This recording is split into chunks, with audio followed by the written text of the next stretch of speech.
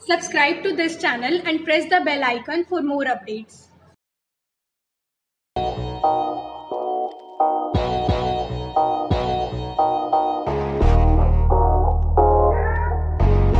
Hello student, welcome to Shukla institute. Student, आज मैं 11th class में एनसीईआरटी का जो है चैप्टर 8, इससे पहले 1 to 7 चैप्टर मैंने ऑलरेडी बना दिए हैं। स्टूडेंट, अगर जिसको पीछे चैप्टर जाना है वो देख सकते हैं। अब मैं 8 चैप्टर ले रहा हूँ, बायनोमियल थ्योरम। बहुत ही इंपॉर्टेंट चैप्टर है। इसका यूज़ है आपके स्कूल के एग्जाम में तो पूछते ही हैं, एनडीए में भी आता है, आपके ओलंपियाड में और जेई में भी इस पर क्वेश्चंस पूछे जाते हैं। तो बहुत इंपॉर्टेंट, बहुत अच्छा चैप्टर है। और 11th में आकर के आप एक नया एक्सपेंशन सीखने जा रहे हैं। ये बायनोमियल थ्योरम क्या होता है ये मैं बताता हूँ आपको। स्टूडेंट, आपने देखा होगा, पहले तो मैं बेसिक कंसेप्ट ही डिस्कस कर रहा हूँ। पहले जब हम क्लास 10th में पढ़ते थे, 9th में आप लोग पढ़ते थे, तो आपने देखा a+b² सॉल्व किया। आपने 10 की पावर 4, 20 की पावर 4, या आपने सपोज हम लिखते हैं 99 की पावर 3 और a+b की पावर 2, इस तरह से आपने सॉल्व किए। a+a-b की पावर क्यों यहाँ तक कर लिए, a+b की पावर 4 का ये भी सॉल्व कर लेते हैं। लेकिन जब मैं कहूँ a+b की पावर 7 तो आप यहाँ पे रुक जाते हैं। अगर a+b की पावर 7 हो, जिसे बोलते हैं पॉजिटिव इंटीजर, ठीक है। लेकिन a+b की पावर -8 आए तो नेगेटिव इंटीजर हो गया। a+b की पावर हाफ आए तो ये रैशनल नंबर हो गया। a+b की पावर -7/2 आए तो ये भी क्या हो गया, रैशनल नंबर। तो ये सारे जो expression, it's a cumbersome job in 9th 10th। But जब आप 11th में आ गए तो बायनोमियल थ्योरम ने इन सब समस्याओं को दूर कर दिया। जब बायनोमियल थ्योरम आई तो इन समस्याओं को हम इसको भी एक्सप्रेस कर सकते हैं, इसको भी कर सकते हैं, इसको भी कर सकते हैं, इसको भी कर सकते हैं, सभी एक फार्मूले पे बेस्ड होकर के। एक फार्मूले से सभी का सोल्यूशन आ गया, बायनोमियल थ्योरम। अब स्टूडेंट, आप जानते हैं, जैसे मैंने लिखा 2/3x - 1/5 y और इसकी पावर हम कहते हैं 7 आ गया सपोज, ठीक है। तो ये जो हमारे पास पावर आ गई, पॉजिटिव इंटीजर हो गए, ये नेचुरल नंबर हो गए। अब इसको सॉल्व करने के लिए 10th में आप नहीं कर सकते थे, क्योंकि इसको हम 7 टाइम आपस में मल्टीप्लाई करेंगे तो इससे कम्बरसम जॉब। तो बायनोमियल थ्योरम से ये बहुत इजी हो जाता है, एक ही फार्मूले से एक लाइन में सिंपली जो है सॉल्व हो जाता है। स्टूडेंट, ये तरीका हमें बताता है। अब ये है क्या, जैसे हमने लिखा 5/7x - 2/3y, ये क्या है, ये बेटा हम कहते हैं in an expression if it consist 2 positive और negative terms between them is called an algebraic और binomial expression कहते हैं इसको, binomial expression। यानी binomial expression क्या है, कोई भी दो टर्म्स ईदर पॉजिटिव और नेगेटिव, जैसे ये पॉजिटिव है, हमारे पास एक पॉजिटिव एक नेगेटिव, दोनों नेगेटिव हो जाए, दोनों पॉजिटिव हो जाए, तो दोनों पॉजिटिव, चाहे कोई भी साइन हो, दोनों पॉजिटिव दोनों नेगेटिव, पॉजिटिव नेगेटिव, दो एल्जेब्रिक टर्म्स हो, उनके बीच में कोई भी एक साइन हो, इसको हम क्या बोलते हैं, बायनोमियल एक्सप्रेशन। अब इसकी डिग्री 1 कर दो, डिग्री 2 कर दो, डिग्री 3 कर दो, 4 कर दो, 5 कर दो, 7, यानी इसका इंडेक्स कुछ भी कर दें हम, पावर, इसकी पावर या इंडेक्स कहते हैं, कुछ भी कर दें। तो आप 3 तक तो सिंपल सॉल्व कर लोगे, 3 के बाद जो आएगा वो बायनोमियल थ्योरम से सॉल्व करोगे। अब इसमें मैं एक चीज और बताता हूँ स्टूडेंट, आप देखें। अब स्टूडेंट देखें, हमारे पास आपने पहले आइडेंटिटीज पढ़ी हुई है। आपने क्या आइडेंटिटीज पढ़ी है, a+b⁴, ये क्या होता है 1, a+b⁴ तो ये आता है a+b, a+b⁴, ये स्टूडेंट आ जाता है a² + 2ab + b² और a+b³ आ जाए a³ + 3a² b + 3ab² + b³ और उसके बाद आता है हमारे पास a plus B to the power 4। जब ये आ जाता है हमारे पास स्टूडेंट, तो आप देखें इसको हम जब ब्रेक करते हैं, a4 plus 4 a cube b plus 6 a square b square और प्लस 4 a b क्यूब और प्लस b4। अब स्टूडेंट यहाँ आपको दिक्कत महसूस होगी, ये तो आपने पढ़ा हुआ, यहाँ आके आप अटक जाते हैं।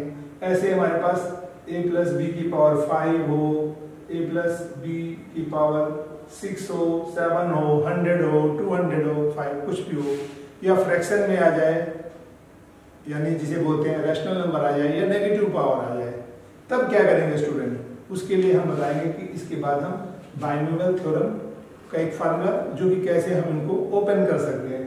अब यहाँ पे आप इनको कंपेयर करके 3 चीजें हमारे पास प्रॉपर्टी में आती है स्टूडेंट, जो आपको बहुत ध्यान रखना है। अगर आप इसको ध्यान रखेंगे तो आगे क्वेश्चन में दिक्कत नहीं आएगी। वो क्या चीजें 3? फर्स्ट देखिए आप स्टूडेंट, यहाँ पर इसका जो इंडेक्स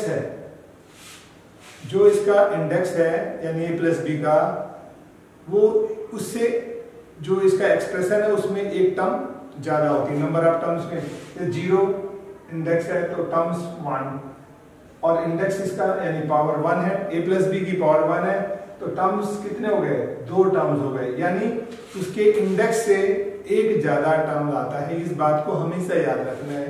यहाँ पे a प्लस बी की पावर 2 है, यानी इसके इंडेक्स 2 हो गए, पावर 2 हो गई, तो टर्म्स कितनी हो जाएंगी? 3। देखो 1 2 3 टर्म्स हो गई। यहाँ पे देखें इंडेक्स कितना है a प्लस बी का, इंडेक्स यानी पावर 3, तो नंबर ऑफ टर्म्स 1 2 3 4, एक ज्यादा हो गई। अब यहाँ पे 4 है, इंडेक्स a प्लस बी की पावर 4, तो टर्म्स 5 होनी चाहिए, 1 2 3 4 5। इट मीन्स एक कंसेप्ट बन गया कि अगर a प्लस बी या a माइनस बी, इसकी जो डिग्री है यानी पावर है या इंडेक्स है, वो जितनी भी होगी, नंबर ऑफ एक्सप्रेशन यानी नंबर ऑफ टर्म एक्सप्रेशन के अंदर कितने होंगे? एक ज्यादा होंगे, यानी नंबर ऑफ टर्म्स एक्सप्रेशन में जब एक्सप्रेशन करेंगे उसका एक ज्यादा आएगा। तो यहाँ पे 3 है, 4 हो गया, 4 है, 5 हो गया, 2 है, 3 हो गया, पावर 1 है तो 2 हो गया, 0 है तो 1। एक बात तो आपने याद रखी है, ठीक है, यानी उसके इंडेक्स से, जो इंडेक्स है उससे टर्म्स एक ज्यादा। ठीक, दूसरा सेकंड पार्ट हमें, यानी इंडेक्स की जो पावर है हमारे पास, टर्म्स कितनी होगी? मोर देन 1 टर्म, ठीक है। इंडेक्स जितना होगा उससे हमारे पास टर्म एक ज्यादा होगी। दूसरी बात हमें जो ध्यान रखनी है वो क्या याद रखना है, इसके अंदर सबसे इंपॉर्टेंट वो याद रखना है कि जो फर्स्ट हमारे पास क्वांटिटी है उसकी जो इंडेक्स है वो रिड्यूस होती है, और सेकंड क्वांटिटी का इंडेक्स वो इंक्रीज होता है। जैसे सपोज हमारे पास a प्लस बी की पावर 2 यही लेते हैं, तो फर्स्ट क्वांटिटी क्या है हमारे पास? फर्स्ट क्वांटिटी ये है, तो देखो इसकी डिग्री पहले क्या होगी? 2, नेक्स्ट में 1, फिर नेक्स्ट में 0। a की पावर 0 क्या होती है? 1 गया, a 0 हो गया, यानी फर्स्ट का इंडेक्स रिड्यूस हो रहा है, यानी पावर रिड्यूस हो रही है। और सेकंड क्वांटिटी b है, तो b की क्या होगी? इंक्रीज होती है। यहाँ पे b 0 हो गया, b 0 मीन्स 1, फिर b1, फिर b2, यानी फर्स्ट की डिग्री यानी इंडेक्स रिड्यूस होगा और सेकंड का इंक्रीज। यहाँ भी देखिए पावर 3 है, इसका मतलब फर्स्ट जो क्वांटिटी है इसकी पावर 3 है, तो पहले में वो 3 आएगा फर्स्ट की, सेकंड में कम हो जाएगा 2, फिर 1, फिर 0, a 0 मीन्स 1, यानी यहाँ से शुरू होकर रिड्यूस होता चला गया, और जहाँ 0 हो गया वहाँ खत्म। और सेकंड की इंक्रीज हो रही है, यहाँ पे b 0 से शुरू 1, b 0 क्या होता है? 1, ठीक है, जब 1 हो गया तो यहाँ 1, फिर b1, फिर b2, फिर b3, यानी ये इंक्रीज हो रहा है। यहाँ भी देखें a प्लस बी की पावर 4 है, यहाँ पे देखें डिग्री क्या हो रहा है? फर्स्ट का, फर्स्ट क्वांटिटी है, इसकी क्वांटिटी का डिग्री 4 है, तो 4 आ गया, नेक्स्ट में 3, फिर 2, फिर 1, फिर नेक्स्ट में 0, और सेकंड की इंक्रीज हो रही है, b0 है यहाँ पे, b1, फिर b2, b3, b4। तो आपने 2 चीजें ध्यान रखा, पहला और तीसरा इसके अंदर जो है हमें ध्यान रखना है स्टूडेंट, वो क्या है? हमारे पास जितने ए और बी दोनों क्वांटिटी हैं, ठीक है, दोनों की जो डिग्री है इसके एक्सप्रेशन में जितने भी टर्म्स हैं, तो उनकी टोटल डिग्री का सम हमेशा इंडेक्स के डिग्री के इक्वल होगा। जैसे देखो इसमें 2 है, 2, ये 1 और 1 कितना हुआ 2, और ये 2, 3 में देखो यहाँ A3 है, यहाँ दोनों ए बी, तो 2 और 1 3, यहाँ 1 2 3 और ये 3, उससे कम ज्यादा नहीं हुआ बराबर। यहाँ देखो 4 है, ये 4 आ गया, इसमें ए और बी दोनों है, तो 3 और 1 4, यहाँ 2 2 4 और 1 और 3 4 और ये 4। आपने 3 चीजें सीखी, बहुत इंपॉर्टेंट है, इसको बार बार आपको दिमाग में रखना है ताकि आपको एक्सप्रेशन में प्रॉब्लम ना आए। पहला मैं फिर से रिपीट कर देता हूँ, इसके इंडेक्स जितना है उसके टर्म्स उससे एक ज्यादा होते हैं। इंडेक्स यानी a प्लस बी जो हमारे पास एक्सप्रेशन है, टर्म्स है, तो उसमें a प्लस बी की डिग्री यानी इंडेक्स जो भी है उससे एक ज्यादा टर्म, यानी नंबर ऑफ टर्म उससे ज्यादा। 3 है तो 4 टर्म आएंगे, 4 है तो 5 टर्म आ जाएंगे, पहला। दूसरा हमें ध्यान रखना है कि इसमें जो है जो दोनों क्वांटिटी हैं, पहले वाले क्वांटिटी की डिग्री रिड्यूस होती है और दूसरे वाली क्वांटिटी की इंक्रीज होती है। जैसे ए हमारे पास है 2 1 0, फिर बी है तो 1 2 3 0 1 2। इस तरह से हमारे पास फर्स्ट की डिग्री डिक्रीज हो रही है, सेकंड थर्ड में ध्यान रखना है जो दोनों क्वांटिटी हैं, पहला जो टर्म्स है उसके अंदर भी दोनों का सम हमेशा इसके इंडेक्स के बराबर होगा। यहाँ भी दोनों टर्म है, ये 2 A1 3 हो गया, यहाँ 1 और 2 3।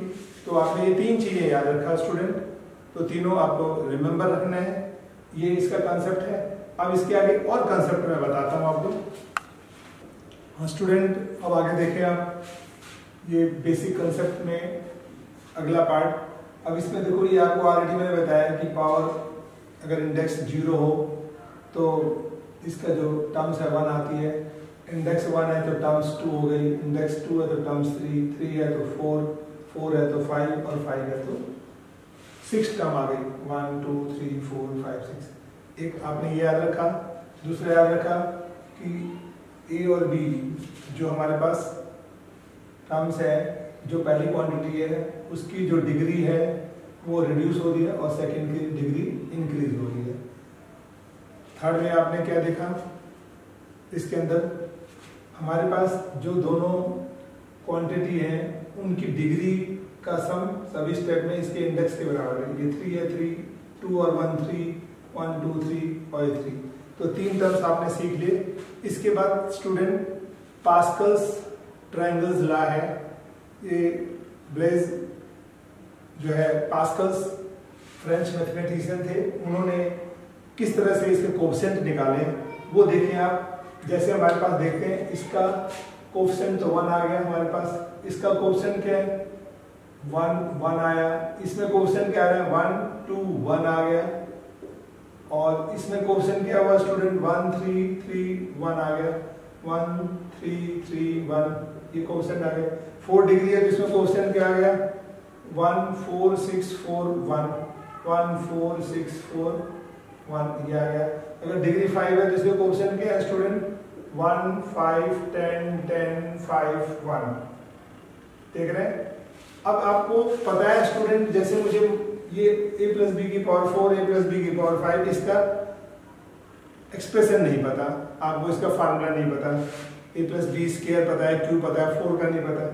तो अब इसको तोड़ना हो या इसको तोड़ना हो तो अगर आप कोफिशिएंट याद रखो 1 4 6 4 1, 4 पावर है तो 5 टर्म्स आएंगी, और पहले की डिग्री के, और ये जो फर्स्ट क्वांटिटी डिग्री 4 है, फिर 3 है, फिर 2 है, फिर 1 है, फिर 0। सेकंड क्वांटिटी डिग्री यहाँ 0 है, फिर 1 है, फिर 2 है, फिर 3 है, 4। तो इस तरह से हम आप बड़े इजीली लिख सकते हैं एक्सप्रेशन।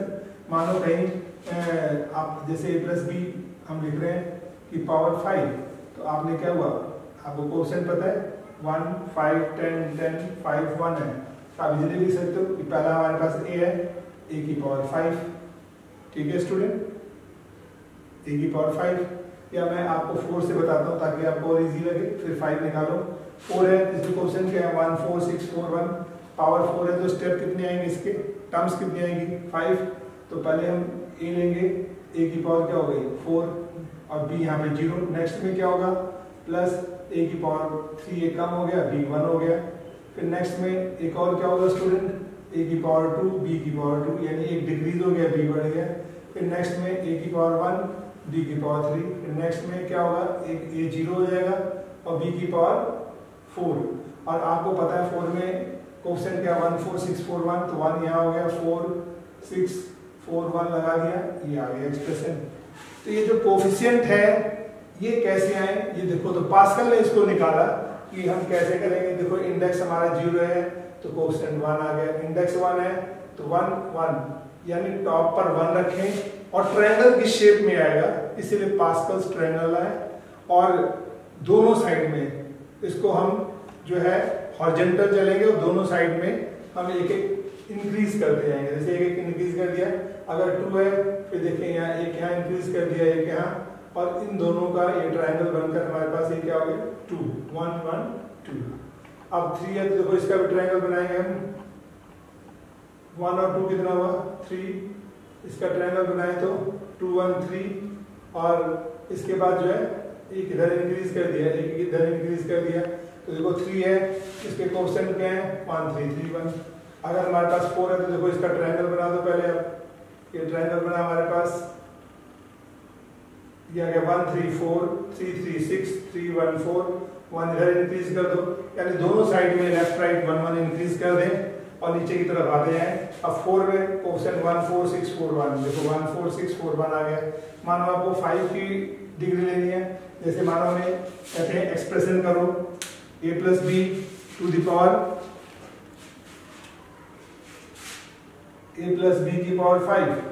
अब इसको हम क्या करेंगे, पहले में a की पावर 5, नेक्स्ट में a की पावर क्या हो जाएगा a की पावर 4, b 1 हो जाएगा, फिर एक a की पावर रिड्यूस हो गई है 3, b 2 हो जाएगा, फिर a की पावर 2 b की 3, दोनों का सम हमेशा इसके a प्लस b की पावर के बराबर होगा। स्टूडेंट यहाँ पर ये देख रहे हैं इसके अंदर। फिर नेक्स्ट में क्या होगा, एक और रिड्यूस हो गया b4, फिर नेक्स्ट में क्या होगा b5। अब यहाँ पे एक ही पहला जो हमारे पास क्वांटिटी है उसकी पावर एक एक करके घटती गई, सेकंड वाले की पावर एक एक करके बढ़ती गई, और इससे ज्यादा नहीं होगा। और दोनों का सम भी देखो हर जगह 4 1 5 3 2 5 2 3 5 1 4 5 5 ये है, तो ये हमारे पास डिग्री भी आ गई। अब देखते हैं इसका कोफिशिएंट निकालना। अब कोफिशिएंट देखो 5 में क्या कोफिशिएंट आता है, ये ट्रायंगल बन गया हमारे पास, ये ट्रायंगल बन गया, ये ट्रायंगल बन गया, और ये ट्रायंगल एक इधर इंक्रीज कर दिया, एक इंक्रीज 1 4 5 4 6 10 6 4 10 1 4 5, यानी 1 5 10 10 5 1।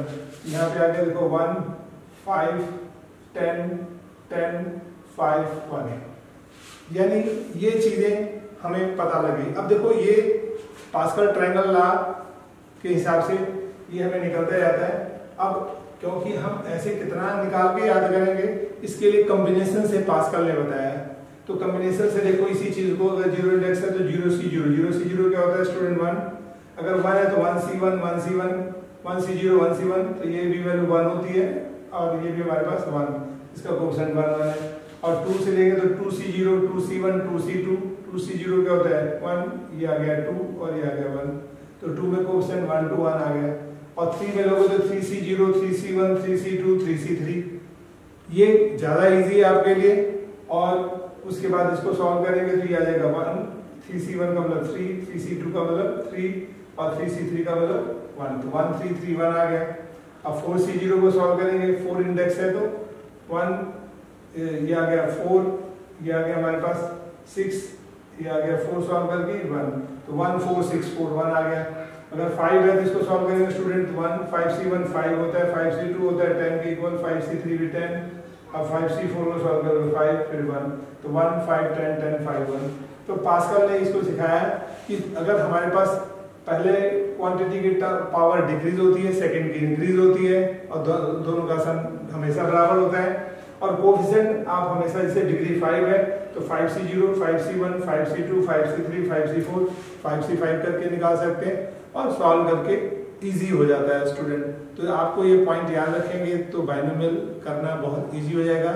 अब मैं इसमें एक एग्जांपल आपको बताता हूँ, स्टूडेंट देखें। स्टूडेंट देखें जो कि मैंने आपको क्वेश्चन लिया a plus B to the power 5, ठीक है, आपने अभी देखा कैसे एक्सपेंशन हुआ।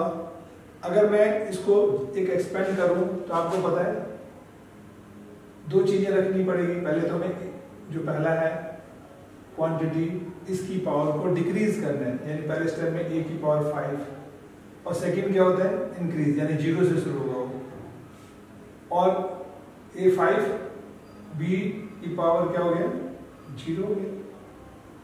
नेक्स्ट में क्या होगा हमारे पास a की पावर 4, यानी डिक्रीज कर दिया फर्स्ट क्वांटिटी को, और सेकंड इंक्रीज हो गया b की पावर 1।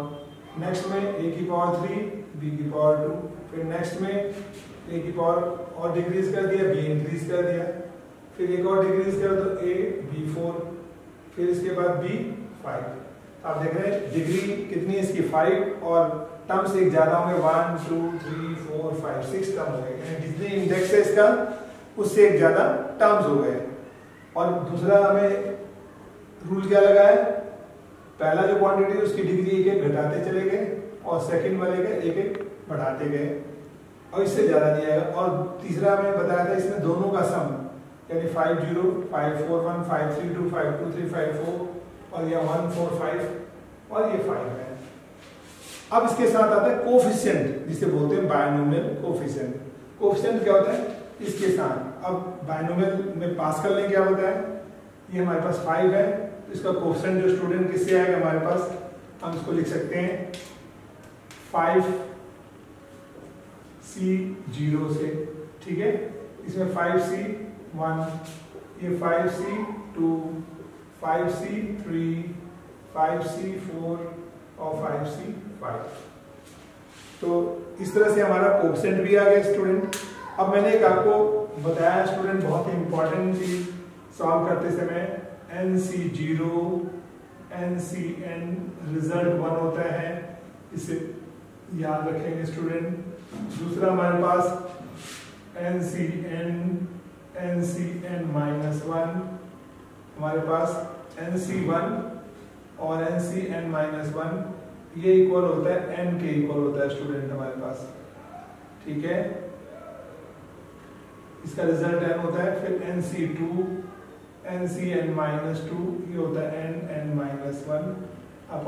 अगर ये इतना याद रखेंगे स्टूडेंट, आपके लिए क्वेश्चन बहुत इजी हो जाएगा। यानी कहीं भी हमारे पास ये पावर कुछ भी हो बट नीचे 0 हो, या ये दोनों सेम हो, तो हमेशा आंख बंद करके आंसर 1 लिखें। यहाँ 1 आ जाए या इन दोनों में डिफरेंस 1 हो, ठीक है, तो भी ये n आता है। और यहाँ 2 हो और दोनों का डिफरेंस 2 होता हो, या इन दोनों का माइनस यहाँ आ रहा हो, तो ये आ जाता है n, ये जो पावर है इंडेक्स है n-1/2 के इक्वल। इससे बहुत सी कैलकुलेशन इजी हो जाती है स्टूडेंट। तो देखिए हमारे पास जब इसको एक्सपेंड कर रहे हैं तो a + b की पावर 5 क्या है, एक्सपेंशन हो गया 5c 0 है, तो रिजल्ट क्या हो गया 1 a5 b0, तो हमारे पास क्या हो गया 1। फिर 5c1, यहाँ देखो 1 है, तो क्या आता है n मीन्स 5 a4b। आपने स्टूडेंट देखा इस बायनोमियल कॉम्बिनेशन को सॉल्व करते जा रहे हैं। अब 5c2 है, देखो 2 होने पर क्या होता है n(n-1)/2, यानी ये 5 है, 5 एक कम कर दो 4 n-1 और 2 से डिवाइड कर दो, 2 5 जा 10 a3 b2। अब ये 5c3 है, मैंने कहा था 2 हो या दोनों का डिफरेंस 2 आ रहा हो, वही सेम फार्मूला लगेगा, तो इसका भी यही आ जाएगा 10 a² b3। अब 5c4 या जैसे था 1 हो या दोनों का डिफरेंस 1 हो, इन दोनों का डिफरेंस 1 आ रहा है स्टूडेंट, तो वही 5 आ जाएगा हमारे पास n और a b4, और जो सेम है तो 1 होता है, तो b5। तो आपने देखा कितना इजी हो जाता है स्टूडेंट। तो हमारे पास इस तरह से हम कोई भी पावर हो, जो कि आपने 10th 9th में नहीं पढ़ा था स्टूडेंट, 3 के बाद आपको दिक्कत होती थी, अब कोई भी डिग्री आ जाए 4 5 6 7 8 9 10, कोई भी इंटीजर हो, पॉजिटिव इंटीजर हो या नेचुरल नंबर हो, you can solve by this formula. तो मतलब इस सिस्टम से सॉल्व कर सकते हैं। इसका एक जनरल फार्मूला मैं बता रहा हूँ। अगर इसमें रैशनल नंबर और नेगेटिव उसके भी आगे सॉल्व होते हैं, फ्रैक्शन में भी होते हैं, वो आपके कोर्स में नहीं है स्टूडेंट। अभी आप चाहोगे तो मैं उसको भी बता दूंगा। अब देखिए इसी में जनरल फार्मूला क्या बनता है, general formula of binomial theorem. Binomial theorem का जनरल फार्मूला स्टूडेंट क्या होता है वो देखें आप। ये लेंगे, देखो क्या बनाते हैं, a प्लस बी की पावर n। अगर हम n कर दें, n मीन्स कोई भी पावर हो गई, 4 5 6 7 8 9 10, तो पहले हम क्या लेते हैं, कोफिशिएंट। ठीक है, कहाँ, जैसे पावर 5 है तो 5 से शुरू होता है, 5c 0 1 2, और जब इक्वल हो जाते हैं तो वहां पे n कर देते हैं। तो देखो क्या होगा, पहले यहाँ पे n क्या है, n हमें बन जाएगा nc0, कोफिशिएंट आ गया, पहला क्वांटिटी a है, इसकी पावर क्या हो जाएगी n सेम, और दूसरे की b की 0। नेक्स्ट में क्या हो जाएगा, अब यहाँ बढ़ता जाएगा 1 2 3 करके, फिर nc1 कोफिशिएंट हो गया स्टूडेंट, और a की पावर एक कम हो जाएगा n-1 जितनी भी है। यानी देखिए हमारे पास जैसे a की पावर क्या होती है, दोनों का डिफरेंस, जैसे यहाँ 5 - 0 5, 5 - 1 4, 5 - 2 3, 5 - 3 2, 5 - 4 1, 5 - 5 a 0 हो गया। ठीक है, और सेकंड की पावर यहाँ जो 0 ये हो गया, 1 है तो 1, 2 है तो 2, 3 है तो 3। यानी पहले क्वांटिटी की पावर जो हम लिख रहे हैं यहाँ पर टर्म्स का कोफिशिएंट जो लिख रहे हैं उन दोनों का डिफरेंस आता है, और दूसरे में जो नीचे वैल्यू होती है। तो यहाँ देखिए n-1 आ गया और b की पावर 1। नेक्स्ट में क्या होगा, nc2 और a की पावर n-2, और यहाँ पे आ गया स्टूडेंट b की 2, फिर nc3 a की पावर n-3 p3। तो आप यहाँ 2 तक छोड़ सकते हैं स्टूडेंट, आगे जरूरत नहीं है, डैश डैश डैश करके आप एक लिखते हैं ncr an-r br, ये लिखते हैं स्टूडेंट। इसके बाद हम लास्ट में टर्म आ जाएगा ncn an-n0 b की पावर n। तो जहां सेम आ गया वहां छोड़ देते हैं। तो हमें n पता नहीं कितना है स्टूडेंट, ये इस तरह से चलता जाएगा। तो आप देख रहे हैं हमारे पास 3 चीजों का ध्यान रखना है। पहले n, इसका कोफिशिएंट लिखना है, nc0 nc1 nc2 चलता जाएगा, बीच में कोई टर्म है तो ncr टर्म है, ये r टर्म है, ncr हो गया, लास्ट में इक्वल हो जाएगा ncn, ये कोफिशिएंट हो गया। पहला जो क्वांटिटी है उसकी पावर n, फिर उसका एक कम कर दो n-1, फिर n-2 चलता जाएगा, यहाँ n r है तो n-r, यहाँ 2 है तो n-2, और लास्ट में n-n0। और सेकंड जो b है उसकी क्वांटिटी इंक्रीज होती है, तो जो यहाँ 0 है b0, ये 1 है b1, 2 है b2, r है तो br, n है तो bn। तो इस तरह से ये बायनोमियल क्या हो गया ये स्टूडेंट, ये हमारे पास बायनोमियल थ्योरम है, इसे बोलते हैं बायनोमियल थ्योरम। और ये जो टर्म आती है इसको हम स्टूडेंट क्या बोलते हैं, इसे जनरल टर्म या आरएफ टर्म भी बोलते हैं। अगर क्वेश्चन में पूछता है जनरल टर्म क्या है, आरएफ टर्म क्या है, तो आप कह सकते हैं जनरल टर्म और आरएफ टर्म। ठीक है, इसको किससे डिनोट लिखते हैं, TR+1 से, तो ये बन जाएगा NCR AN-R BR। ये हमारे पास फार्मूला बन गया। देखो कोई भी जनरल टर्म निकालना हो किसी के अंदर, किसी भी टर्म्स में, मानो किसी की पावर 50 है स्टूडेंट, तो आप 51 टर्म निकाल के थोड़ी ढूंढेंगे, आप इस फार्मूले की हेल्प से सीधा डायरेक्ट टर्म निकालेंगे। क्यों, R+1 क्यों दिया है, मानो आपको सेकंड टर्म निकालनी है, तो सेकंड टर्म स्टूडेंट कौन सी होगी, ये होगी सेकंड टर्म, ये फर्स्ट है, सेकंड है, थर्ड है, ऐसे होती आ रही है ना। जैसे पावर 5 है तो first, second, third, fourth, fifth, six term है। यहाँ पे हमारे पास n पावर है फर्स्ट और सेकंड टर्म, मानो मुझे इसमें से सेकंड टर्म निकालना है, मैं डायरेक्ट निकालूं। ठीक है, तो कैसे करेंगे, यहाँ पे सेकंड टर्म कौन सी टर्म है स्टूडेंट, सेकंड टर्म। तो अब इस जनरल टर्म से हमें सेकंड टर्म निकालना है, तो हम इसके अंदर पुट कर देंगे वैल्यू, या मानो ये क्वेश्चन है इसमें सेकंड टर्म, तो ये हो गया। ठीक है, तो जहां जो वैल्यू है वो आप भरते चले जाओगे तो आ जाएगा स्टूडेंट। ठीक है, सेकंड टर्म। तो सेकंड टर्म निकालने के लिए हमारे पास r क्या डालना पड़ेगा, यहाँ पे देखो, इसमें का निकालो चाहे इसमें का निकालो, मान इसी में से हम निकालते हैं। तो हमें सेकंड टर्म में यहाँ पे 1 तो है ही ऑलरेडी, तो 1 और डालेंगे तो हमारे पास बनेगा 1 + 1 2, यानी सेकंड टर्म हो गया।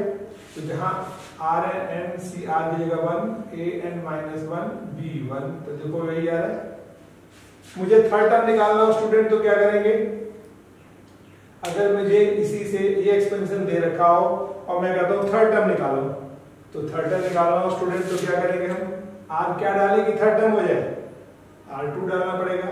तो हम 2 + 1 ये कर दिया, तो आर की जगह 2 डाला, थर्ड टर्म बन गया, यानी ये थर्ड टर्म हो गया।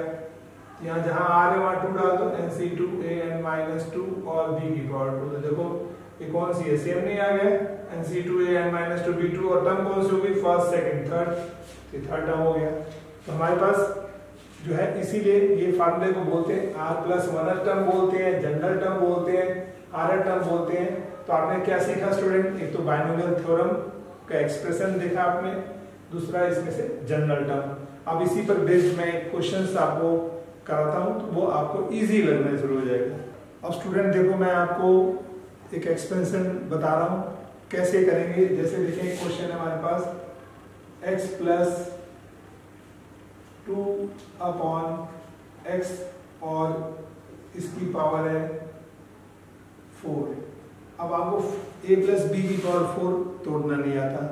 अब बाइनोमियल थ्योरम यूज करेंगे, तो कैसे यूज करेंगे, अब देखो आपको बाइनोमियल थ्योरम यहाँ मैं लिख देता हूँ, याद रखें, a + b की पावर n है, तो क्या हो जाएगा, NC0 a की पावर n b की पावर 0, फिर NC1 a की पावर n-1 b की पावर 1, NC2 a की पावर n-2 b की 2 dash dash, NCr an-r dr, और उसके बाद NCn और b की पावर n।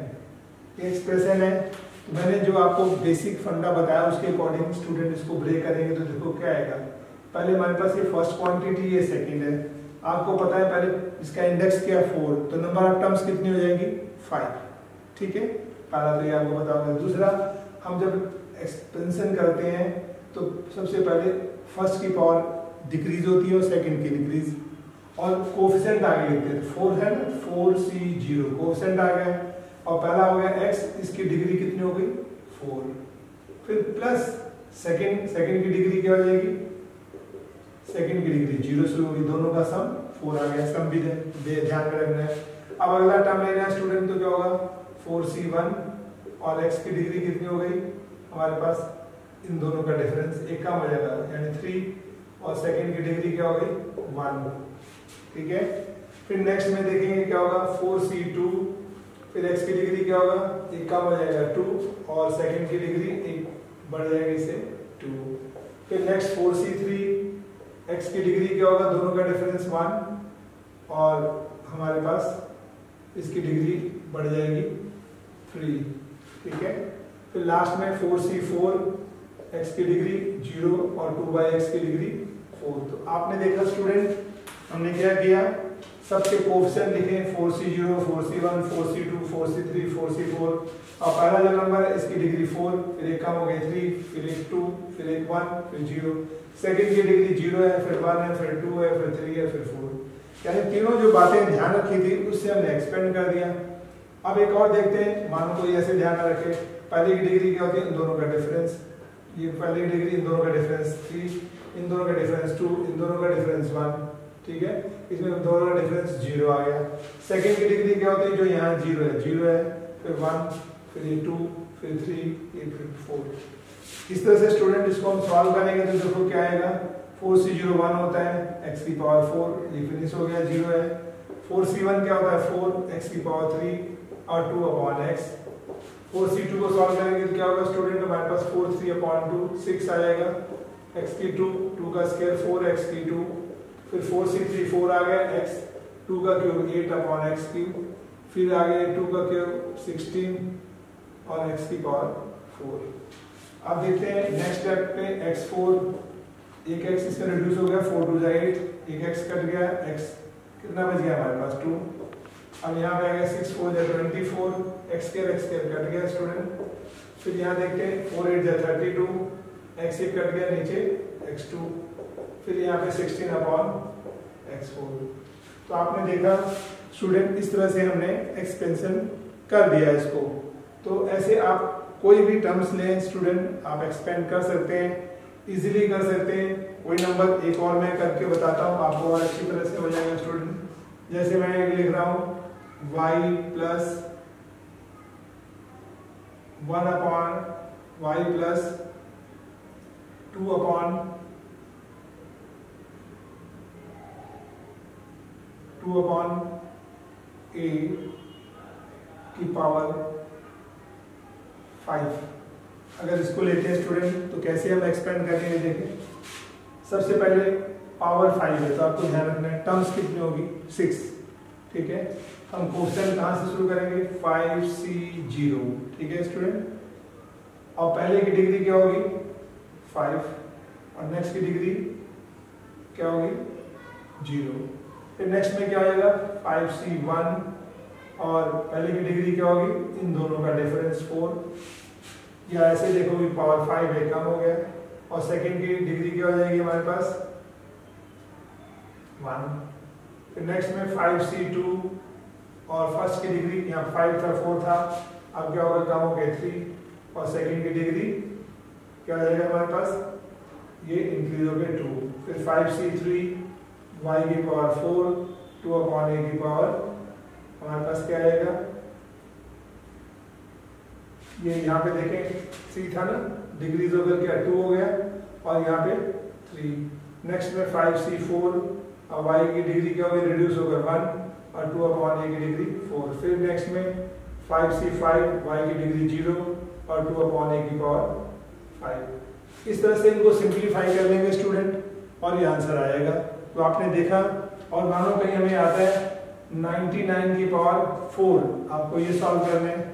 अब 99 को 4 टाइम्स क्या मल्टीप्लाई करोगे स्टूडेंट, आप लिख सकते हो 100 माइनस 1 की पावर 4।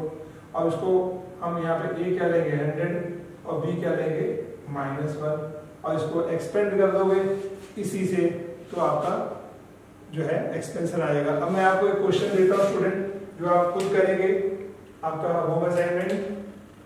पहला क्वेश्चन है 2 upon 3x plus y upon 5 y की पावर 4। सेकेंड है x माइनस 3y की पावर 6। थर्ड क्वेश्चन है x upon 3 plus y upon 2 की पावर 5। ये तीनों आपको एक्सपेंड करना है। एक्सपेंड करेंगे इसी बाइनोमियल से तो आपको प्रैक्टिस हो जाएगी स्टूडेंट। और आप इसके बाद मैं आपको एग्जांपल एनसीईआरटी का अगले वीडियो में, ये वीडियो लेक्चर आपका फर्स्ट है, सेकंड में मैं एग्जांपल कराऊंगा, फिर एक्सरसाइज, और आप करेंगे मेरे साथ तो आपका कॉन्फिडेंस लेवल बढ़ जाएगा और आपको घर बैठे ये चैप्टर बहुत आसानी से क्लियर हो जाएगा। तो स्टूडेंट इस तरह से आप अपने फ्रेंड्स को बताएं और मेरे जो वीडियो हैं उनको सब्सक्राइब करें और ज़्यादा से ज़्यादा फ्रेंड को बताएं ताकि उनको भी बेनिफिट हो, घर बैठ करके अपना चैप्टर तैयार कर सकें। Thank you.